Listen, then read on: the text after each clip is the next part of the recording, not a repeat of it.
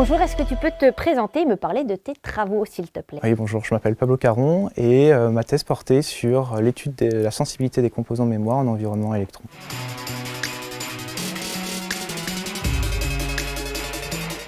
T'es prêt? Je lance le chrono? Ouais. Allez, c'est quand tu veux. Sur Terre, on est protégé par le champ magnétique, mais lorsqu'on envoie des satellites en orbite, eh bien ceux-ci sont confrontés à ce qu'on appelle des ceintures de radiation et les ceintures de Wallen. Et ces ceintures sont peuplées de particules comme les protons, les électrons, et ces particules vont pouvoir dégrader, endommager, créer des anomalies sur les éléments qui constituent notre satellite, et notamment l'électronique embarquée et plus précisément les mémoires embarquées. Alors les mémoires, ce sont ces éléments de stockage qu'on a tous en tête avec les PC et les portables.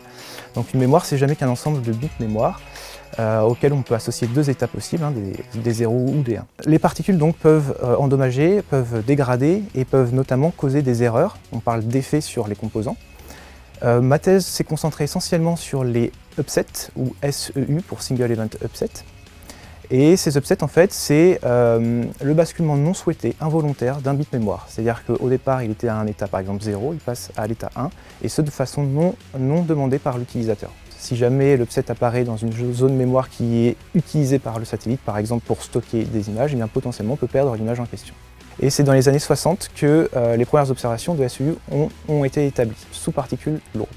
Il a fallu attendre presque 60 ans, donc en 2014, pour que la première publication de SEU déclenchée par des électrons apparaissent. Pourquoi il a fallu attendre aussi longtemps? Eh bien, c'est un effet de l'évolution technologique qui tend à réduire, à miniaturiser, à intégrer l'ensemble des composants électroniques. Et cette miniaturisation s'accompagne par une réduction des tensions d'alimentation, donc on a besoin de moins alimenter ces mémoires pour qu'elles fonctionnent. C'est cet ensemble-là qui fait apparaître, qui active en fait la sensibilité de ces nouveaux composants maintenant pour d'autres types de particules, donc en l'occurrence des particules plus légères comme les électrons. Alors c'est dans ce cadre-là que s'articule et prend place mon sujet de thèse. Il fallait que je reprenne les résultats publiés donc, dans ce papier, qui étaient encore une fois des résultats expérimentaux.